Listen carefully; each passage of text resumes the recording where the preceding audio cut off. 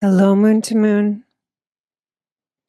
Welcome to the latest episode where I am sharing a conversation with one of the four 13th readers for the Magician's Table 2026. I'm recording this introduction after the full moon in Leo that we just had. It's still a moon in Leo. And I just want to take a minute to check in with you at a human level before I introduce Lily Hussey, the wonderful human that I'm sharing a conversation with here today. Yeah, these really the last 9 days, and of course, the last year since 2016, since the colonization of North America. Whew,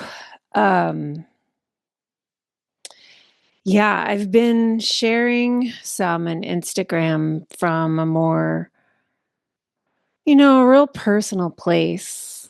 I've been sharing about finding my voice, finding my story, and sharing the story of my radicalization from basically being a kid, loving Jesus, loving the Muppets, loving singing,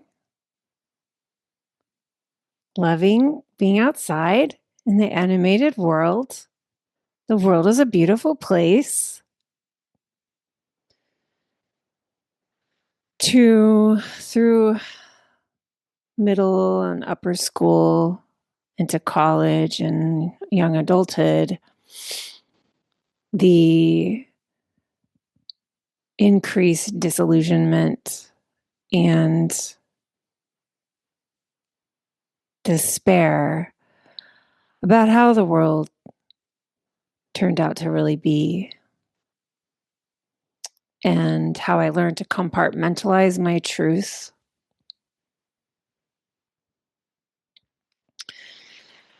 and how I decided to stop doing that over the course of 2017, which is when the moon started talking to me, which I share about in my book and I've been speaking to for years, because my mystical path began at that time, initiated by a very big no, which is the no to my marriage. But, you know, in these times where it's just becoming just ridiculously clear that the system we have with these billionaires, this absolute mirage of celebrities, like film industry, modeling industry, music industry, all of this stuff that's been placed in front of us to distract us from systems of exploitation, violence, cruelty,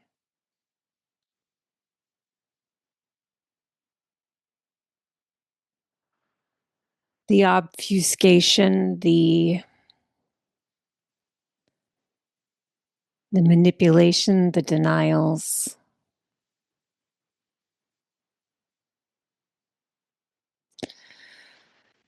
And really this culture of favors and cover-ups that only this very elite group of people get to participate in, that control our politicians.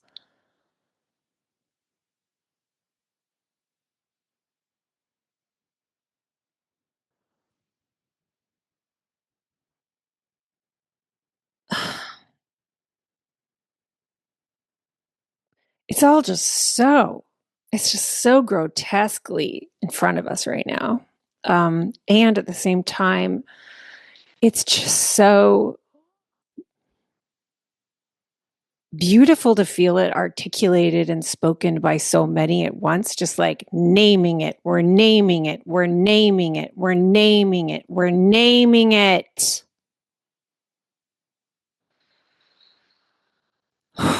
All of this shit that as a young person, like no one was naming, or at least no one around me.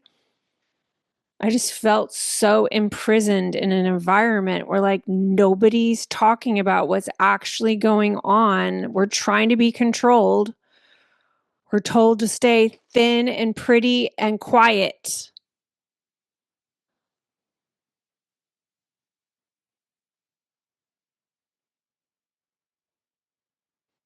This experience is different for different bodies.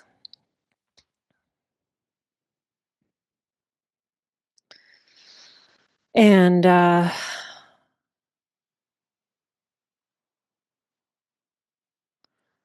you know, a lot of us were raised by caregivers that really believed they were doing the very best thing for us, telling us to stay quiet and shut up and like play along. And I've been sharing how my academic life really was always just where I felt free. That was like where nobody was in my business. Get out of my business. And I could just research and write and speak. I could learn from people who aren't like me, from different positionalities. I mean, learning, it's a very fascinating thing. I was just telling my daughter the other day, I really didn't have personal style, like fashion, until I went to grad school, because personal style is the externalization of your voice. And I didn't have a voice. I was so confused as a young person, just trying to be here.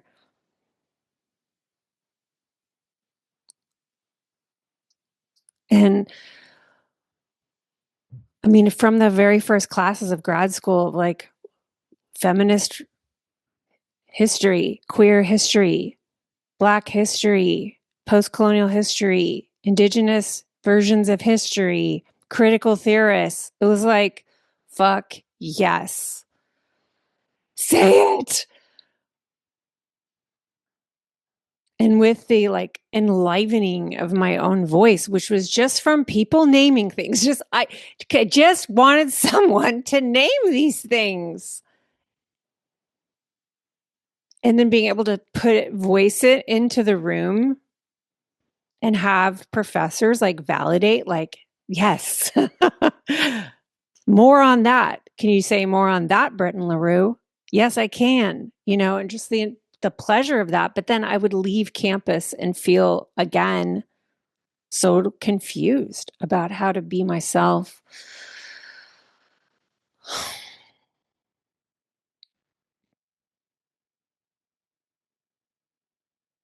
And I shared on Instagram in the last week that, you know, I really didn't know what my story was when I joined Organizing for America in 2017. I applied and was accepted to a training group. And in one of our trainings, this woman was speaking about how you really need to be connected to your story if you're going to invite people into the issues that you care about and the issues that you want to take a stand on. You need to understand how to articulate your story in a way that makes these larger issues and policies real and alive and human. And I just felt so much despair because I had all of these incidents, like these experiences of my life that were like story worthy, like my dad went to work and died there one day. I was horrifically publicly humiliated and cheated on by my high school boyfriend, and nobody stood up for me, and it like decimated me. I have all these stories, but I didn't know how to turn them in, into a singular, this is me, and this is my story, and this is why I stand for what I stand for. Because I was still so deep inside of the system of my own imprisonment that I couldn't even locate how to tell it because I was still in it. When I said no to my marriage, it wasn't really just about not being with this person anymore. It was about getting out of marriage completely and the institution of it that like meant something about the power that I have or don't have. It meant something about my agreement to silence myself, to play along.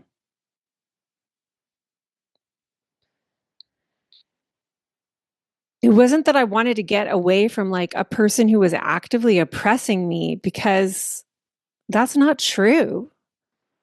But I was agreeing in the marriage to a set of beliefs about how the world works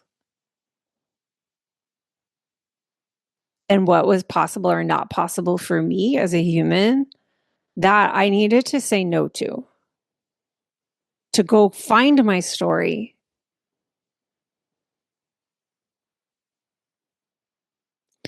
And because I did that, I was like, yeah, let's do the other things too, okay?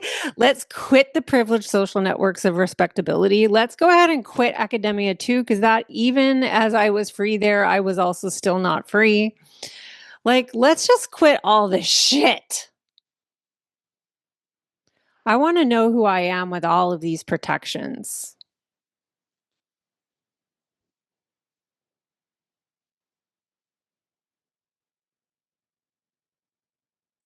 Quitting making myself someone that was going to make my mom feel good about herself. Quitting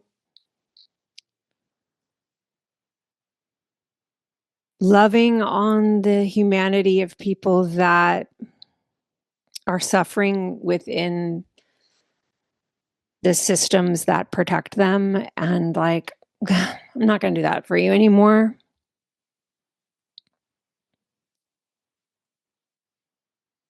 How do I want to live? Who am I outside of all these things?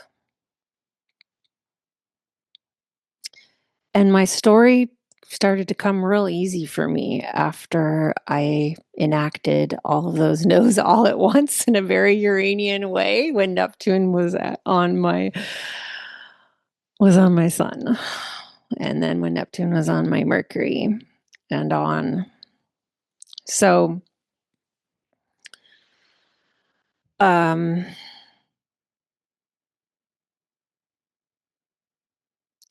with the illumination of what's in these Epstein files a little more, with Neptune now in Aries, it's like, get these fucking celebrities out of my For You. Like, what the? No. Like, it all is just so gross. And I've been seeing this for so long now, but it just is so much more intense right now. And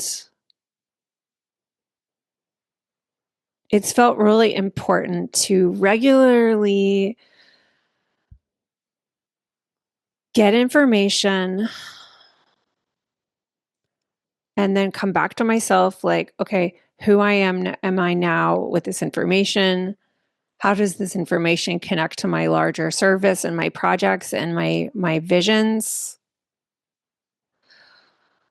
How am I doing? And like a lot of self-care, like a lot of moments where I realize, like, I'm not doing well. What do I need to help myself? And noticing those moments where you're like, ooh, looks like I'm avoiding grief. And just like, okay, yeah, that's what's really needed right now is I just really want to cry. Cry for my younger self and all of our younger selves who experienced such theft of innocence as the world revealed its colonial and patriarchal violence to us, in which we're all attached and complicit in weird, uncomfortable ways,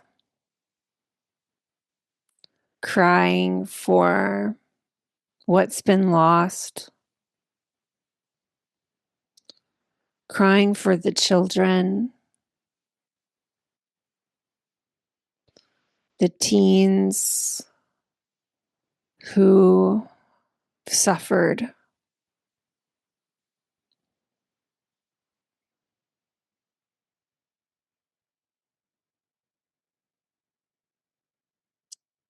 The horrors.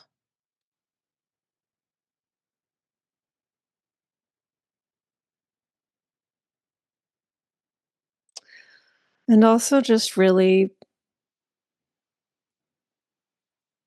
just so moved and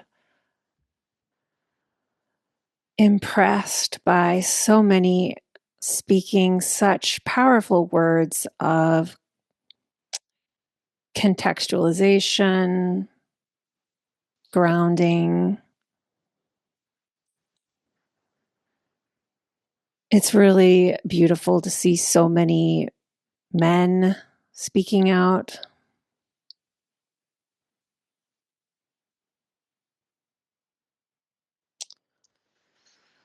And feeling very relieved that I have a partner and family members, like all my immediate family. I don't have to explain or defend my stances on anything to them. And really feeling for all those who are having such intense conversations, separations, grief, but maybe also openings into beautiful truth, maybe even apologies and repair in these last couple weeks.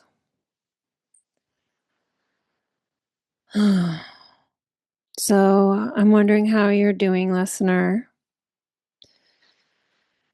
I was thinking about it because I was seeing so many people posting stuff like about getting people like saying unfollowing and why don't you just talk about astrology or whatever the thing is that they talk a lot about in Instagram. And I haven't had anything like that. And I think most people who follow me know that I'm really radical and that what we're doing here is like not education or entertainment. What we're doing here is actively initiating into deeper voice.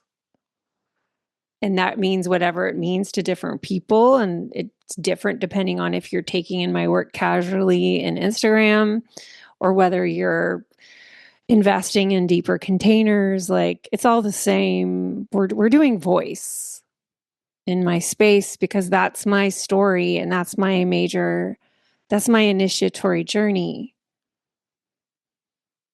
And I don't think anyone's surprised by my stances.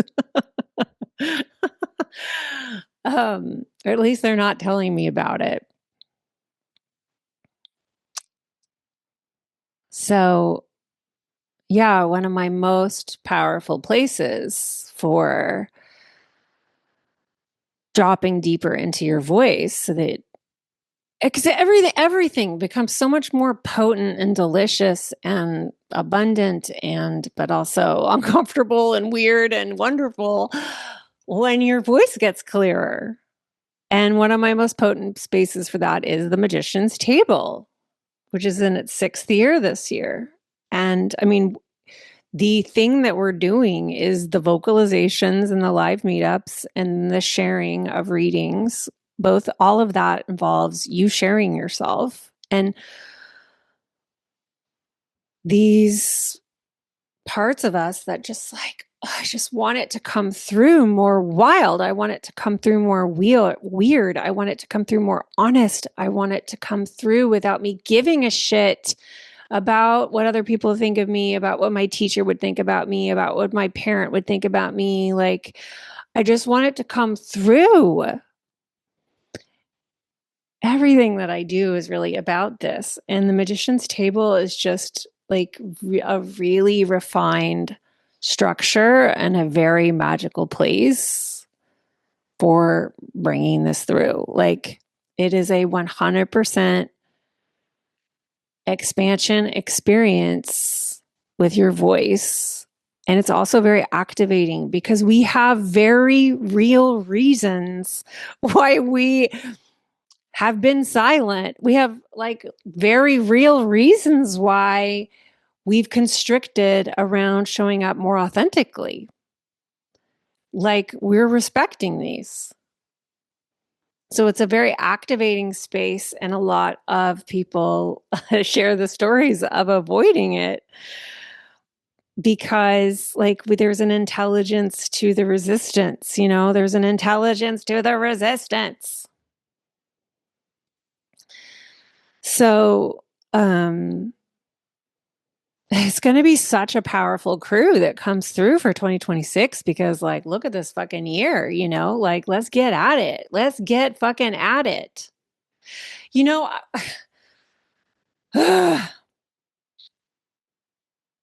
really dislike seeing the shame in Instagram that's like, talking about performative outrage, like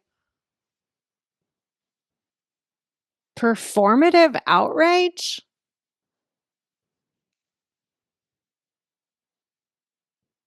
If you're shaming someone for performatively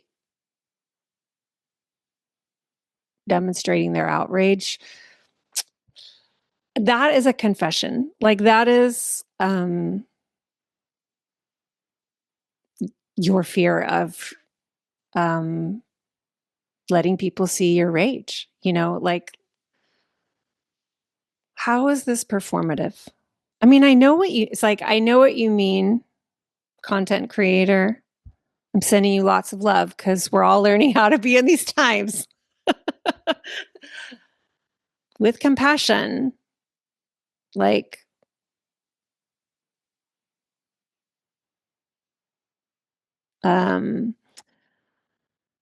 if someone's working through sharing their outrage, why is this a performance? And like, unshaming performance. If you're not going to come on stage, then you're choosing to not get on stage. Being on stage is a performance. That doesn't mean it's inauthentic. When we choose to be seen, letting people see what makes us angry, you can call that a performance no matter what, because you're letting yourself be seen. But if performative means fake or outrageous, or fake and inauthentic, that's where I really question it. Who's to say? It seems like a huge distraction to shame, to shame and police how people show up,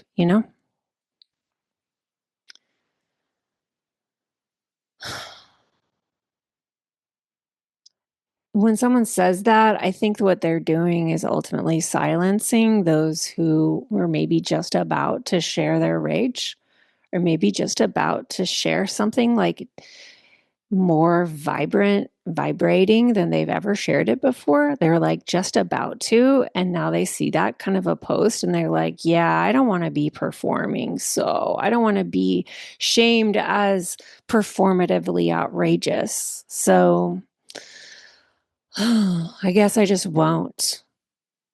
And then you just like fall back into that, well, comfortable here, comfortable in muting myself. So, you can come into the magician's table to practice the performance of what it is, which is your truth. And if your truth is that you have rage that you feel, you can vocalize that here. And it may feel performative the first time you do it because you've never stood on stage with your rage before. And like inviting you to use the workshop for that, then, like, what is it that you want to be seen showing people about yourself that you're afraid is going to be called performative and inauthentic and cringy, when really it's the next edge of you being in your truth and seen in it? That's what makes the magician's table so powerful. So let me move on to Lily, because I really love talking to Lily. She's so wonderful. I can't wait for you to feel her big spirit. Let me read her bio. Lily Hussey, she, her, is a multidisciplinary creatrix, astrologer, and witch. She weaves together astrology and planetary magic, ritual, adornment, glamour and chaos magic, deity work, and a dash of irreverence in her good Hussey universe to support folks in navigating this wild human experience. As a lifelong student of esoteria, she's always studying something new to add to her grimoire. She believes we're all innately magical, and through her practice, aims to help you remember, uncover, and reclaim that magic.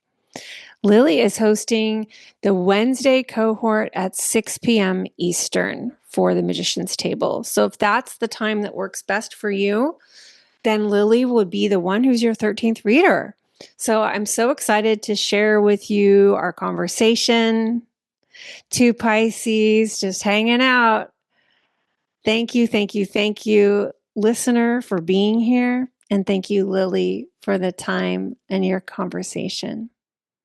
Welcome to Moon, Lily Hussey. Hey, Britten, so good to be here. I'm so excited to spend this time with you in this space because I really haven't been with you one-on-one in this way. And I love your energy and Instagram. So it's so sweet to see you. I'm so happy to be here. Thank you. Yeah, so I invited you to come on because you're going to be one of the 13th readers in the Yeah. Magician's Table 2026. Thank you for Yes. saying yes. Thank you for the invitation. In some ways, still like in shock and awe. It's like so exciting. It's like an excellent energy to be stepping into in 2026. I'm really excited about it. Yeah. Well, let's see. I love to always begin by helping the listener ground into how we are connected in some way. And I first heard your name through the Magician's Table last year, through your application. I feel like maybe we were connected through Shahir. Do you remember first discovering my name and the Magician's Table's name? Yes, I have multiple entry points into your work actually. This is fun for me to get to share. So I want to say like 2021, is that when your guidebooks first came out? The 2021, workbooks is 2022, the 2020. workbooks? Yeah. Uh-huh. 2020. So it was still very COVID-y, and my best friend is the buyer at our local metaphysical store, and Oh. samples were sent, and she was like, Lily, you have to see these. You're gonna love the concept of these. And that was like when you very first entered my consciousness and awareness. I was like, this is so cool. This is such a needed take on astrology. And then I really like picked you back up. I did your lecture on unshaming Saturn. I attended that, which I think Oh, was okay. 2024 maybe. In New York? In New York, yeah, I attended it via Zoom, and like in between that, I had read your book, and then I love and adore Shahir, my favorite astrologer, and I was getting my yearly reading from them last year, and they were like, "I think you might like Magician's Table," and I had seen it floating around, and I was like, "Yeah, I am kind of interested in that," but I definitely needed someone to like tell me about it. And Shahir was like the person who brought me in. Ah! Oh my gosh. Was it the Ark or what place is Yes, it the in? arc. Yeah, the arc. Favorite Yeah, place.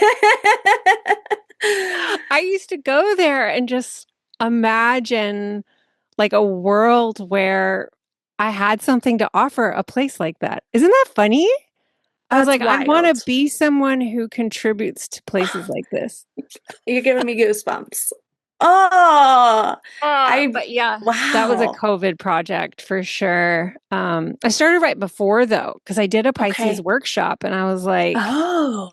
listeners, I just was able to see and experience Lily's chart, and I didn't know that Lily's a Pisces. Pisces Uh, party.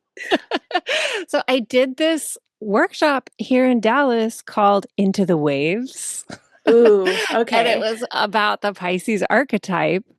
And I was like, what if I just like write a little thing? But then my little thing became like, 150 page Word document that Wow. I had my client who was a designer was like, let's, whip this into something cute.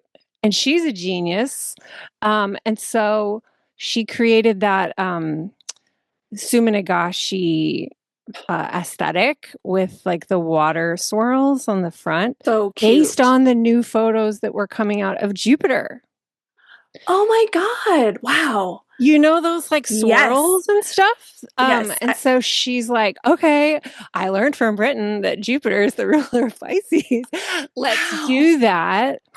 And then everyone was like, can you make an Aries one? And so it just happened that with COVID, I was like, this is what I'm going to do in these times is just like make an offering. So that's so Wow. amazing. Thanks for Yeah. sharing that.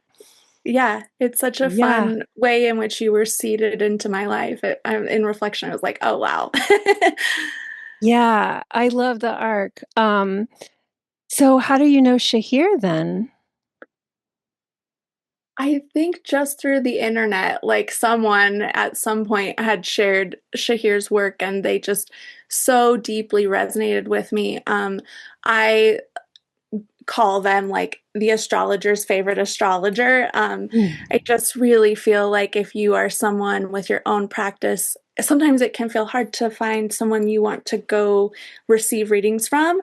Shahir is like, I consider to be like the smartest person I've ever met, and the academic rabbit holes that they go down and then connect through astrology is something that I am not gifted in and so drawn to, and just really enjoy being able to receive that from them. So, had been for 3 or 4 years now receiving readings from them. Oh, wow. Yeah. I completely agree with you. I just talked with them yesterday for Moon to Moon and Awesome. was sharing about just, when it comes to your own prophecy and like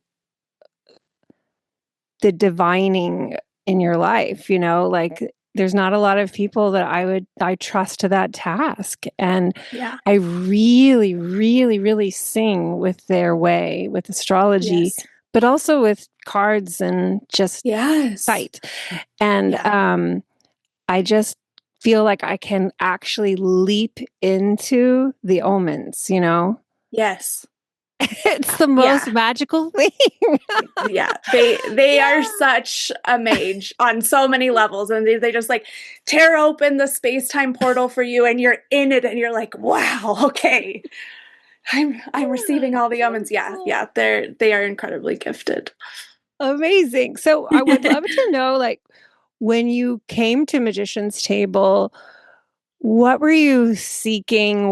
what were you into? What were you hoping for? Like, what was going on in your life that you were wanting to like pull something through for you? Yeah, totally. So, I have been like a professional practicing astrologer since 2020, 2019. And I have, in my day job for over a decade, been a social media and marketing maven. And I was really, for a while now, been wanting to bring those two worlds together because there's so much in your chart that can inform your marketing and your brand, and it makes it fun. And I wasn't in a space where I was like ready to charge for this offering. And so I really wanted to experiment with it. And Magician's Table just felt like the most right place to like bring this new thing. It was also like a big deal for me to come out as like a corporate marketing girly. It felt like this secret dissonant thing that did not belong with the way I show up online in this big magical way. So there was something just really quiet and covert about me coming into the magician's table to kind of let that part of myself out, and also confront my nerves about it, because I don't think until about my third or fourth partnering did I even do that reading. I was just like giving astrology readings because that felt safe and comfortable, which was an important part of the medicine and the birthing for me. But then, like, coming back around, people who didn't receive that reading from me, they're like, wait, but I really am hoping. I'm like, I still need to practice. I would love to give you one. Wow. So it was like one taboo persona meeting the other taboo persona to Absolutely. integrate. Yeah, yeah. Oh, Yeah. wow. Lily in her fullness. What was it Yeah. like when you first were started to do it? I think the second person I gave a reading to was Shahir, which I was incredibly intimidated about. And so it was good. I mean, I have a lot of Capricorn in my chart, and I feel like a lot of my like life medicine is just like having to be thrown into the deep end of things. And so being confronted with like what is in air quotes the scariest person I could have been giving a reading to, and having it be like well received, I think was some of the most important magic and medicine I received in the magician's table. And then it just got to be fun because I'm a magician because it's fun. I'm in marketing because it's fun. So I got to like take that the fear away and come into the fun of it all again. Oh my gosh, I love this. Oh, it's so funny. We humans, there's intelligent reasons why we think like this cathartic, transcendent healing will be hard. But what's so great is when you find out how so much of it actually is great fun. Like, what if we Yes. could just have fun Yeah. while we're Yeah. also busting through our limiting beliefs that we've been conditioned with? I'm so glad it felt like that for you. Yeah, it was a beautiful, profound experience, and just opened up all sorts of portals. I mean, what I love about astrology as a meaning making system is its invitation to like see the connections and the cycles, and me wanting to connect to things that didn't feel like they belonged together, which feels like a lot of my practice, whether in bringing astrology and marketing together, or astrology and jewelry together, and bringing in more magic, and like also allowing myself to take up space to be seen as a magician, because obviously there's a part of me that struggles with feeling like these parts of myself are taboo, but being seen in my wholeness in the magician's table has allowed me to cross pollinate these things with like so much more ease. But like it my work has become so much more profound in the last year in ways I could not have expected because of that. Yeah, yeah, totally. I'd love to hear you talk about like fashion and adornment and how Ooh. that all weaves in with your gifts. Yeah, yeah. I have always been a fashion girly and early on kind of learning about the planetary rulers of each day of the week, then kind of giving me a gateway into planetary magic and playing with like the colors and the metals and the animals related to each planet opened up a lot of play in my world of fashion. I've also, in some capacity, my whole life been some sort of artist. Earlier in my life, more of a visual artist, and now at this point, mainly focused on jewelry making, where I have been in since 2018. And I love jewelry and adornment because whether or not you are aware, we all are creating rituals around the things that we're reaching for. And we might have a certain shirt or ring that we wear when we are going into a space where we need to feel confident or be visible. And my practice with my jewelry has always been informed by that, but being able to bring in astrology and astrological magic to make really intentional pieces to capture some potency that is going to support the wearer, and they will then in turn make their own magic and ritual in how they engage is something I've been nerding out hard on for the last 5 years. Amazing. Yeah. And does I imagine aesthetics is also a big part of your social media marketing work as well? Definitely. I started out my career as a graphic designer. I mean, I wanted to be an artist and go to art school, and my parents were kind of like, no. And so I did graphic design, and thankfully, because then all my artist friends were like, how do you use Photoshop, Lily? And I was like, oh, cool. I'm a step ahead. And from there, I kind of naturally fell into marketing. I'd have like the fortuitous timing of entering my corporate career life when Instagram was just beginning and being like the youngest person on the team with an eye for how things look good, an aesthetic eye, since that was how Instagram began. I was kind of handed that account and it became my career. Yeah. Well, definitely I you got my attention in Instagram, just the aesthetics and the presence you bring to your videos is really fun. And Oh, also at the thank you. same time really effective. Like what you're saying is extremely wise and potent, but it's like also really pleasurable to experience in an Oh. aesthetic way. And yeah, I that's one of the things that really drew me to.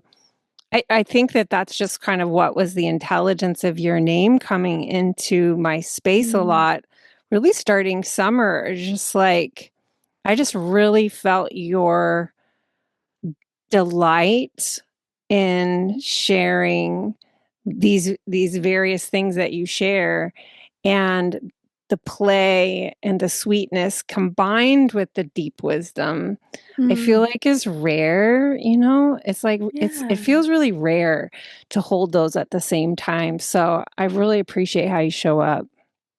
Thank you, Britten. I mean, I want there to be a moment of joy in everyone's doom scroll, and I aim to be that. Yeah. Yeah. And so how you've been giving readings now for, you said, 6 years, about? Maybe 7? Professionally, long time as a party trick before that. Party trick. Yeah, yeah, yeah. 2019 was kind of like, I think we got to stop treating this like a party trick, and 2020 got more serious. Yeah. What do the people who come to you, is there like a theme that you notice around like kind of what they're seeking support with? I think just really being seen. I like the concept of astrology as a form of parts work. I was drawn to it from a young age. I had a babysitter when I was 8 who told my mom, who is incredibly Capricorn, and she has grown to be a lot softer. But at this point in my life, she was a badass. And my babysitter looked at her and said, "She's a Pisces. She's sensitive. We got to respect that." And I was like, there's language around this? Like, and sensitivity, if you're a sensitive person, it's generally something that's getting weaponized against you. I'm also from like a Mhm. family of horse people, so it's like buck up, like ride and cry. Like that is what I was being given, never like, oh, you're sensitive and we see you in that. And then many years later finding out that I'm a Cancer rising and realizing that in my softness and my sensitivity, I am very good at seeing that in others and holding space for that. Um, and then being able to bring in the language of astrology and hold space for those parts of ourselves and also for our like internal police forces, like my whole Capricorn stellium. And how do you balance those pieces of yourself out and allow them to all be true and be you and your wholeness, but how do we decide who's driving? And I think that's through having awareness of who even is in the car with you. Yeah, wow. I know. Parts work is such a helpful framing for so many things when it comes to our multidimensionality. Yeah, do Yeah. you use the whole sign system? So I started out Or in Placidus and I use the whole sign for certain things and Placidus for certain things. okay. So, do you see your moon in Aquarius as eighth or something else? Eighth house? I see it as eighth. And when I first came to my chart, I saw my sun in Pisces as eighth, which was important and profound for me to have that understanding of myself. And now I see it way more as ninth. Yeah, fascinating. Yeah, I feel like eighth house moons are so perceptive to the subtle realms. Like, wow. I always think about what that's like as children, you know? Ooh, I was a spooky child, let me tell you. But I was also keeping it very private. I mean, yeah, I think it's a huge attraction of your work to me because there are so many pieces of all of us that need to be unshamed, but that my inner mystic, my inner spooky talking to ghost self needed to be unshamed.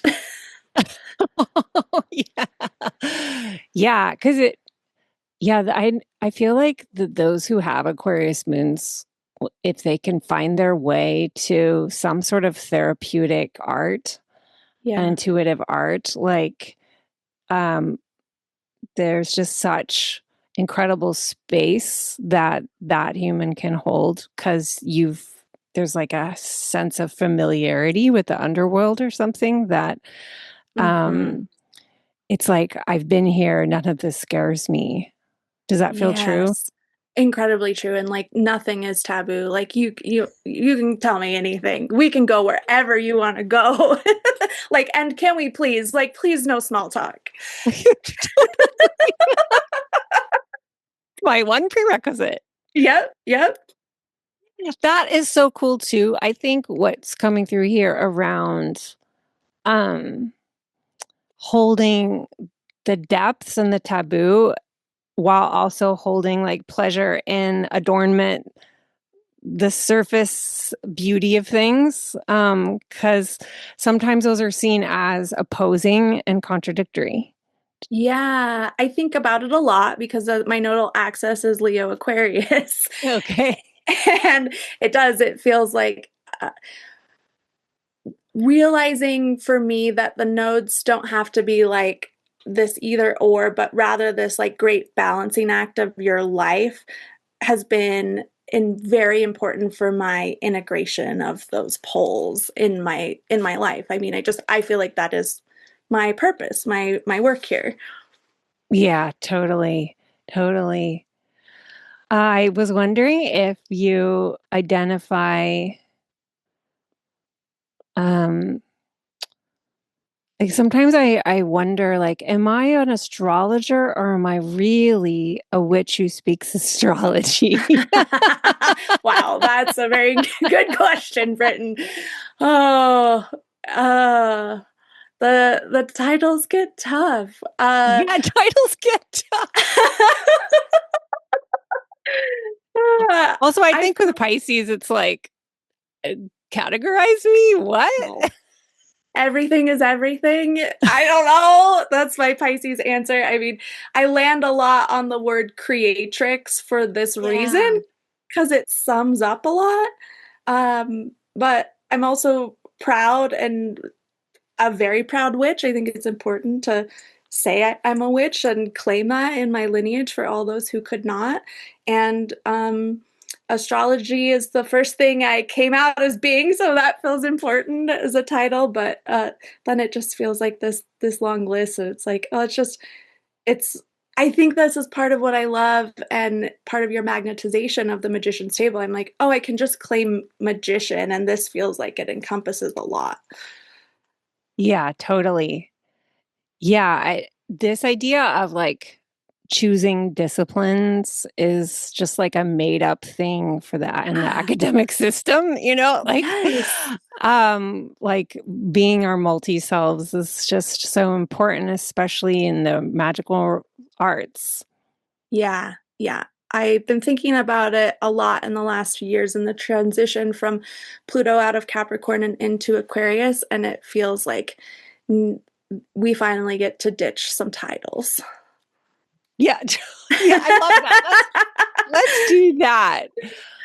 Oh, so I'm curious what, when you feel into being a 13th reader for 2026, like, do you feel like you're starting to get a sense for how the year feels different or like how the group is kind of constellating us a certain dream for us? Like, it's another year and every year is really distinct.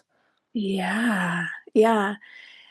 I'm so profoundly feeling the big magic theme, and I am feeling perhaps like some of the magicians currently circling maybe have struggled with finding the right title for themselves. And there's like this release in being magician, and that term being really broad and maybe outside of a discipline. I think, in trying to explain to others what the magician's table is and what it was for me, people are like, so it's just tarot readers, so it's just astrologers. And it feels like that perception is melting away in 2026. And one Mm-hmm. of the things I most enjoyed about my cohort is there were like body workers doing crazy clairvoyant body magic as they're reading, right? Like it your offering can be absolutely anything, and we are in this moment right now where we are all being tasked with holding vision for what's next and the reality that we want to dream and bring forth. It's no small task, and so that feels like a really big part of what the magician's table is offering this year is big vision. Yeah, totally. Yeah, it's an Aquarian Hmm. space. It was like the first year that the when it came through, it was when Saturn was in Aquarius, Okay. squaring Uranus and Taurus, and there was Wow. just like a lot of Uranian Aquarian energy that was coming through around it, and I'm always doing the promo in Aquarius season, then into Pisces. And here in this time when we've just had all these massive Aquarius transits, it just feels so powerful to call in that kind of that Aquarian Aries sextile that Hmm. 2026 is really inviting us into, I think, with Pluto, then with Saturn, Neptune, to Yeah. find like that self leadership that Yes. serves this larger thing. Yes. The shift from the external guru to the trusting of your inner authority. And then Mm. how does that change the type of magicians we are and need in the world? Yeah, totally. Yeah, I think there's a lot of transformation that's possible as we let go of these ideas about our voice not mattering. It Mm, feels like yes, let's like move that through. Uh, a- uh, absolutely. because I think that the one of the big things the magician's table does is really confront you with how your voice does matter. Is that would you say Yeah, that's true? absolutely. And getting really comfortable in your voice, like okay, as an Aquarius moon and Aquarius Mercury, I just think it's incredibly embarrassing to be human. Could I come out with that? That is like the Aquarian vibe, in my opinion. And then innately, then vocalizing can come from this place of embarrassment that really easily flexes into shame. And so getting over that and giving into like this, it's okay that it's embarrassing and our if we're not just all here to be silly goose together, then what are we even doing? And finding the fun in it, that was a really powerful part of magician's table for me, like removing your internal surveillance state of how you vocalize. Oh, wow. Wow. I really love that you brought in this embarrassment piece. It's very real for me. I'm constantly like, yep, this is embarrassing. This human thing is embarrassing. Do you, when you show up in Instagram, for example, do you have moments before filming where you're like, this is embarrassing, I can't do this? Or like, how do you work through sharing? Hmm. Great question. I mean, that initial transition from going from a static photo platform to a video platform was so overwhelming, and since it's like my day job too, it was overwhelming on a personal level and trying to get clients on board. And I remember it was Aries season. I want to say it was maybe 2022, and I was like, fine, I'm just gonna make a dumb little story video. I'm going to talk on camera. It's going to be okay. Like, whatever. I kind of bullied myself into it, I think. And then so many people were like, wow, that was really cool to see. You made that seem like not a big deal, because it was an awkward transition. I think people forget because now we just are like inundated with video content, but like Yeah. that transition was challenging. And I'm thankful for my Aries MC, because I sometimes just like leap into things because it has to happen whether I like it or not. It's out of my control. So I feel like I got over that, and now just I'm in a place where I'm like, to be cringe is to be free. That's where I live. You know what? I struggle with that. I'm curious your take on. I could just talk forever. Like the Yeah. struggle for me is how to say something under 3 minutes. Um, Mm, because I love to just like I love podcasting because I can just go a whole hour, and of course I went an hour. You know, yeah. Yeah. like where are we gonna go? Like we're in a boat and like we're exploring. I so get that, and it's the power of editing. My Yeah. videos are really long, and the thing Okay. that I think is gonna be the hook, 75% of the time is not, and I've cut that entire first minute. Wow. Okay. I'm wondering, like, okay, so your Mercury is ruled by Saturn, strong in Capricorn. You also have Mars in Capricorn. Everything's all that Capricorn. You're just Mhm. like, no, we're clipping. We're Yep. clipping. Yep. Yep. The art of the edit, baby. Yeah. Yeah. I'm like, maybe want to reach out to you for some one of these. Yes, I would love that. Yeah. Yeah. Oh. Honestly, Britten, I would argue as a social media professional, talking too much is better. We want to have more content that we can edit down. And Mhm. like Instagram, it is a Neptune and Pisces baby. It is an illusion, and the illusion is also like when you are witnessing content that just came naturally to someone, there's so much work put in behind of it. We have to remember the illusion, right? And so Yeah, yeah, yeah.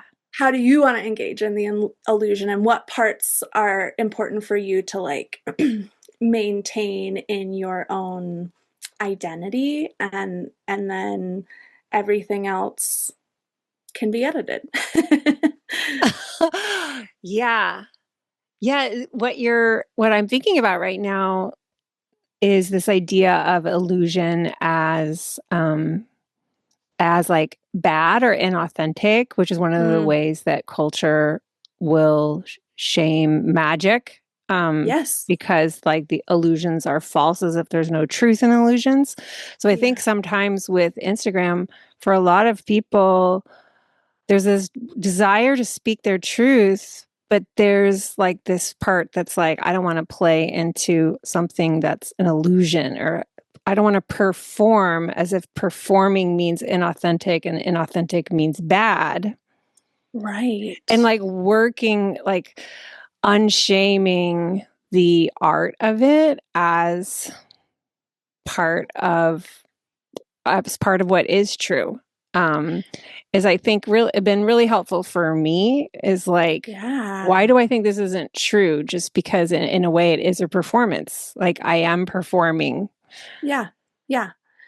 Absolutely, but you are performing from your own authentic space. I mean, I think like authenticity has become such a buzzword that it killed that. Like illusion is also an art form, and I mean, I'm also a glamour witch, so I'm like, yeah, we get to play with how we're perceived, and it doesn't mean that that's not true and that's not part of you, but Yes. we need to be perceived in certain ways at certain times, and there's so much magic in that. Yes. Yes. I think this energy is so helpful for moving through the resistances that prevent someone from big magic and going big with your magic is Yes. this very fear. And so I'm so happy that you're bringing this medicine to the magician's table as 13th reader, because I think there are a lot of people out there who there's like shame when you're silent too. There's Yeah. a shame when you're not showing up. This Yes. there's this feeling of like there's shame either way I look. If I show Yeah. up, now I'm ashamed because I was being an imposter. Mm, And if I yeah. don't show up, now I'm ashamed because I know I have something to say and I keep not saying it. And like, how do we move through that impasse? It feels like this that you're speaking to about the art and glamour magic is like a third way that can make it feel better as you learn how to do this, you know? Yeah, I think it's like to me, glamour magic, which can get a bad rep out there. I think people think it can be used in a nefarious way, but also, if you think about like any performer you love, they have a persona that they're embodying. Maybe that persona is just like unknowingly their MC. And this is like where I love having all my practices come together because, yeah, I can like embody that bold Aries part of myself as a performance and still know that that is part of me. But there are parts of me that are tender and shameful and cannot show up in that way. And I'm not going to make them. Hmm. Yeah. It feels like this is what inhabiting your dimensionality is being able to kind of step into um, and take up space in that part while the other parts of you are actually chilling, you know? Yeah. Yes, totally. And like if you're gonna feel shame slash embarrassment whether you do or you don't, then like looking back I don't know. I think a lot about time, blaming my Saturn, but like looking back at yourself 10 years from now, are you really gonna like, you're gonna be more upset if you didn't do it? Yeah, totally. Totally. I don't know. Yeah, this is the truth. This is the truth. Um, yeah. You have this one precious, wild, magical life. Like, show up for that magic of yours, baby. Oh, yeah, it's so true. It feels to this is like really the call of this year to me is because, you know, 2026 because is showing us the kind of year it is. We're not Yeah. getting a reprieve from 2025. No. It's just deepening. So creating community around that, weaving into your magic, coming into to practice with your magic, speaking out, inhabiting that part of you who does want to participate. It is so much easier to do that when you have more company. Am I So much right? easier. Oh my God.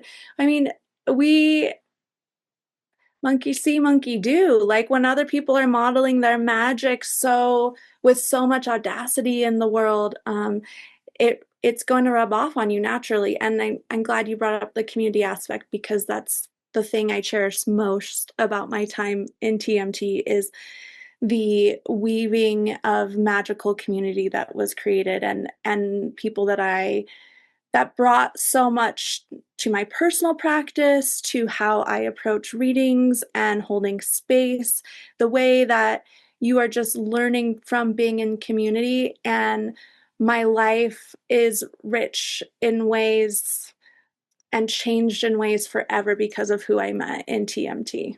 Oh, no. It's so beautiful. I could cry right now about it, honestly. Like it's profound. There's so many profound things, but like I know this is something you talk a lot about in the promo of this, but it's so real. If you are a magical person, there are ways in your life that has not felt okay or even unsafe to be. And to be witnessed and loved and love one another in that is everything. Oh, it really is. Um as wildly transformational as the space is, there's a kind of Piscean love that's there that I Yeah. think is really what's holding everyone together and creates the ability to trust and fall back into it. Is Yes. you wouldn't go through that vulnerability if it felt like a hostile space, you know? Absolutely not. And that was an unexpected healing part of TMT for me because um, if you were like engaging in mystical community in 2020, there was some weird stuff going on. Suddenly people were not who you thought that they were. And I don't think I had really engaged in any group spaces since then. So TMT was really healing for me on that level. Oh, I'm so glad to hear that. I know what you're talking about. And there's a lot of grief when you thought you were coming from the same space or the same heart around something, and then you find out you were wrong. And then it can create like a rip in your self trust around Yeah. selecting community. Yeah. Um, so that's a very, very healing thing. What would you say to those that are like be more beginners with their coming into the idea of holding reading space, like maybe they've Yeah. never given a reading? And then what would you say for someone like you who'd been giving readings for quite a number of years upon entering the magician's table? Yeah. For both sides of that coin, I think it's just like the safest space ever. It's like you were I feel like I was invited into someone's home to sit on the couch and drink tea with them and we get to just like kind of have this time together and it takes away if you're just beginning like the intensity of feeling like you need to have all the systems figured out. I think it can be very overwhelming when you're first entering your practice that you're like, okay, how am I taking payment? How am I staying on time? What scheduling app am I using? And not having that be on the table and allowing you to find your magic and your brilliance and your voice is really beneficial. I wish I would have had that. It's either that or you're like doing it as a party trick. This is a better way, I think. So that's an incredible gift. And then if you are someone who has been practiced in your space for a while, for myself, like I was a little intimidated to pivot into entirely new territory and unsure how that would be received. And if you're someone who has an established practice and you have your rates and you're charging, like I didn't feel ready to charge money for where I wanted to go, and I didn't know how to get there. There's only so many friends you can reach out to me like, "Can I try this on you?" So, being able to have a space to cultivate something new is really incredible. And if you are someone who is an established magician, your practice is going to be influenced and grow in ways you cannot comprehend when you enter the space. Oh, yeah. And you have one of your cohort is Yeah. going to be one of the other 13th readers, Leanne. Yes. Oh my gosh, I was so excited to find that out. Leanne is like just an incredible witch. Like what a magician. Her magic is so big, and I really appreciate and learned a lot from witnessing her ability to weave all of her modalities together. The reading she came in wanting to offer in that space was not something she had really tried out yet either, similar to me, but I was like, "Girl, you've been doing this forever." Like, wow, and I am so glad that, she's a 13th reader. Anyone who's in her cohort will just be so lucky to bask in her magic. Oh, that's so sweet. And your 13th reader is coming back too. I know! It just feels like the best, like yeah, it's the best lineup ever, honestly. I mean, the Shahir, like, no words for the immense magic that they hold. Wow. Like, may everyone be so lucky to be in Shahir's light. Oh, oh, so sweet. Thank you so much, Lily. Oh, Anything thank else that you. you had hoped I would ask you or that you were really wanting to speak to in our time together?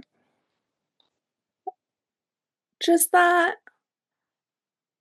in this as the world is unfolding in 2026, that finding your joy and your magic and creating sacred space for it is more important than ever.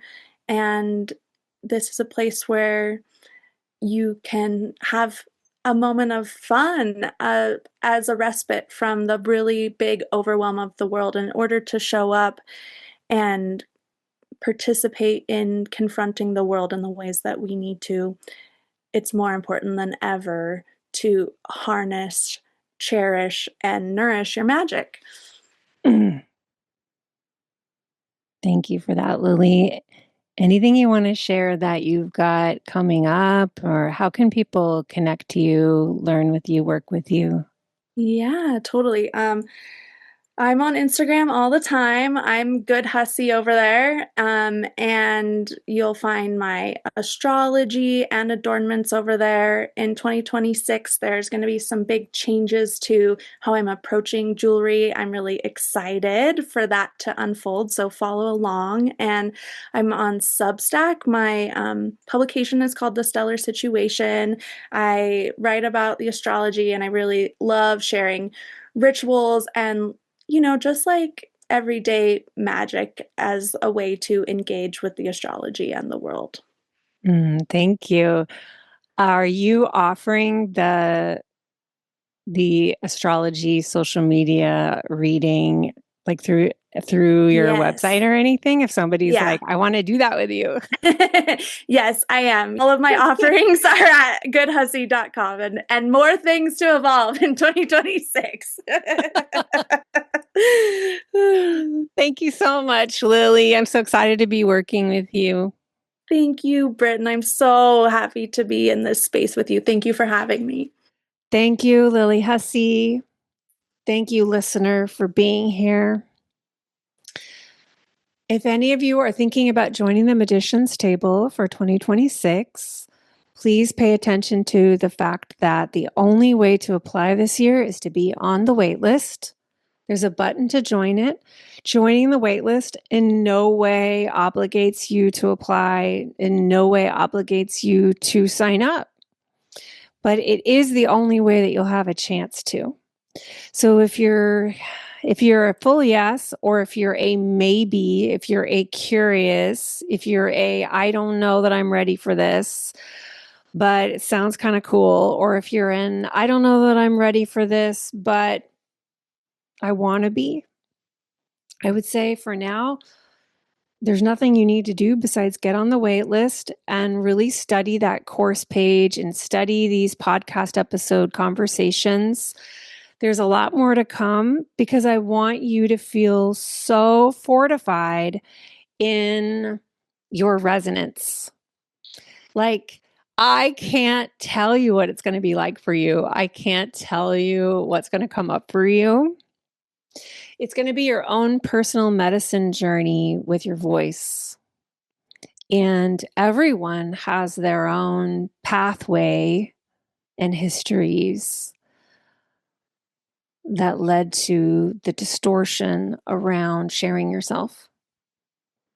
I wanted to create a place for people to share themselves much more than they've ever shared themselves before.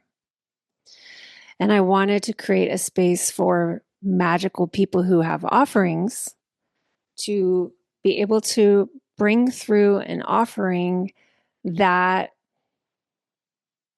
it's just like this wild thing that it wants to move through you, but it's kind of like different, you know?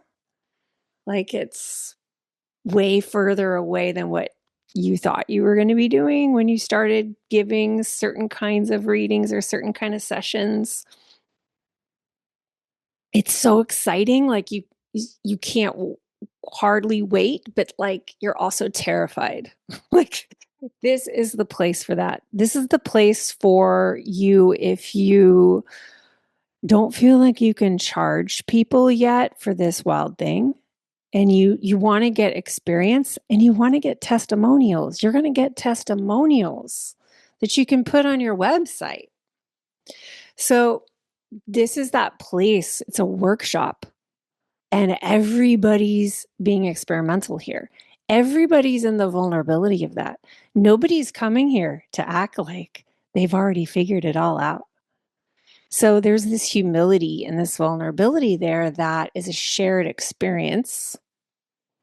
And you can fumble around. Like you can fumble around and be like, I think I really felt it come through, and I also felt really weird, and it was amazing, and I'm cringed out. You know, like all of it at the same time. That's the exhilarating thing. And you create such powerful bonds with other people when you're all holding each other in this way. So I think I've said enough there. For now, get yourself on the wait list and stay tuned. All right, lots of love. Take care of yourself. Cheers.